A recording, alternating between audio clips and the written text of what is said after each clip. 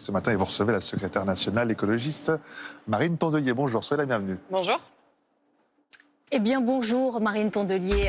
La France vient de connaître son deuxième mois de juin le plus chaud depuis 1900 avec 3,3 degrés au-dessus des normales. On va entrer dans le détail des mesures, mais d'abord cette polémique sur la clim. Marine Le Pen souhaite un grand plan climatisation des services publics. Est-ce que c'est totalement hors sol ou est-ce que c'est une partie de la solution pour protéger des millions de Français? C'est hors sol de la part d'un parti politique qui est climato-négationniste, qui nie pour partie le changement climatique et qui a voté, il y a encore quelques jours à l'Assemblée nationale, un moratoire sur les énergies renouvelables. Ces gens veulent interdire que vous puissiez mettre un panneau solaire sur votre toit. Je ne sais pas si vous vous rendez compte des charlots quand même à qui on a affaire, qui, 3 jours après, quand ils voient qu'il y a une canicule et que les gens vont quand même bien se rendre compte que si on produit que du fossile et qu'on n'a pas d'énergie renouvelable, c'est un problème. Alors là, tout d'un coup, ils disent, allez, on met des climatisations partout. Mais sur la clim, Jean-Marc Jancovici, spécialiste du climat, estime que la clim, finalement, c'est pas un gros mot, c'est pas l'horreur, c'est ce qu'il dit. Évidemment, d'ailleurs, plein de gens non, et j'ai l'impression que ce studio lui-même est climatisé.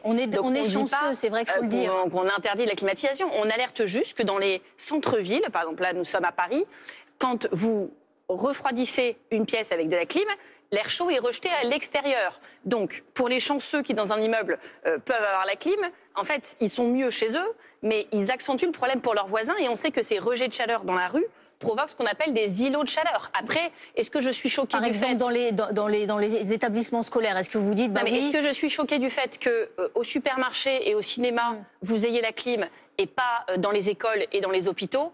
Évidemment. Est-ce que je suis, par contre, en train de vous dire que la clim est la solution partout? Non. Les écoles...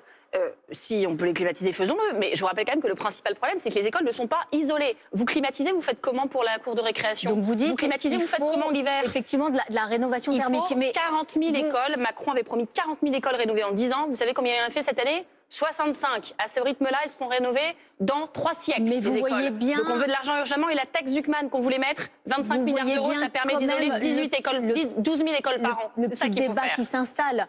Marine Le Pen raille les élites qui jouissent des bureaux, des véhicules climatisés.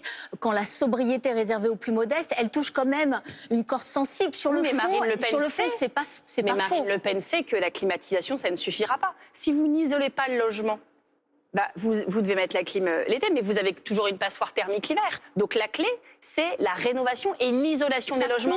Un plan de rénovation thermique, c'est 40 à 50 milliards d'euros. Attendez, il y avait l'argent. Est-ce que c'est raisonnable? Il y avait l'argent et le gouvernement a supprimé des crédits sur MaPrimeRénov' en nous regardant encore au mois de janvier droit dans les yeux et en disant on baisse, mais comme les crédits sont sous-utilisés, ça ne changera rien pour les Français. Il y aura le dispositif comme avant. Résultat, 6 mois après, ils suspendent en urgence l'aide en disant on n'a plus d'argent, on suspend jusque décembre. Ça, c'est des économies punitives. Nous, notre écologie, elle tend la main, elle protège les Français, elle veut isoler leur logement pour alléger leurs factures d'électricité, de gaz, etc. Et surtout, pour avoir un confort thermique chez eux, parce que les gens qui ne sont pas isolés, ça nuit à la réussite scolaire de leurs enfants, ça nuit à leur santé mentale, à leur santé morale, parce que c'est dur, et c'est pas un climatiseur qui va changer ça. Donc le climatiseur, à la fin, pour améliorer le confort, si on veut, mais vous avez raison, c'est injuste socialement. Il ne faut pas juste l'installation pour payer les factures tous les mois après. Vous voyez bien aussi la petite musique qui est en train de s'installer. Gérald Darmanin, il parle d'écologie populaire. C'est une manière de pointer les écologistes du doigt en vous disant, vous, c'est l'écologie punitive. Attendez, Madame Bouygues, sérieusement.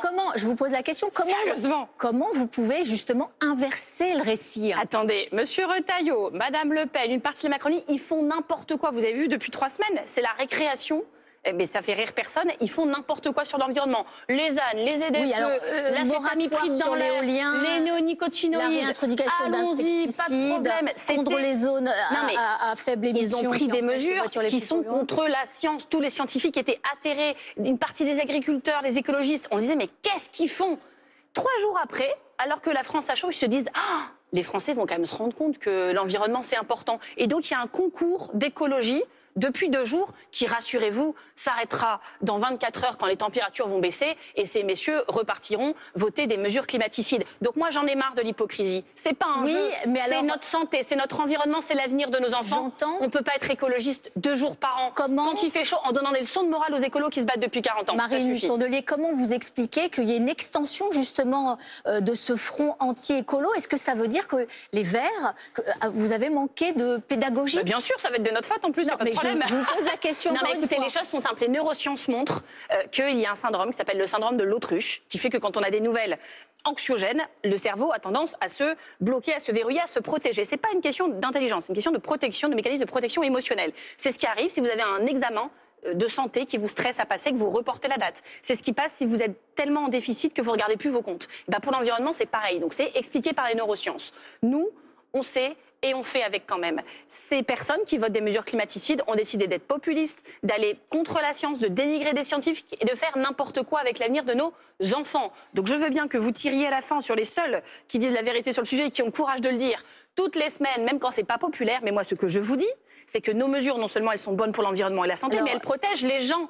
Les aider à changer de voiture, les aider à s'isoler, ça leur rend du pouvoir d'achat. C'est un 13e mois écolo à la fin de l'année. Je vous entends finalement, vous dites exactement comme la ministre de l'écologie Agnès Pannier-Runacher quand elle a lu... elle a retrouvé le chemin des médias depuis 3 jours, on est content. La tribune de Bruno Retailleau, qui veut rebâtir d'une part le parc nucléaire, mais aussi qui veut stopper le financement des renouvelables. Que dit Agnès Pannier-Runacher? Elle estime que ces positions sont populistes et irresponsables. Vous applaudissez la ministre? Alors, je dis à la ministre que je suis contente qu'elle se soit réveillée depuis 3 jours et qu'elle ait retrouvé le chemin des médias, parce que je ne sais pas ce qu'elle fait les autres jours.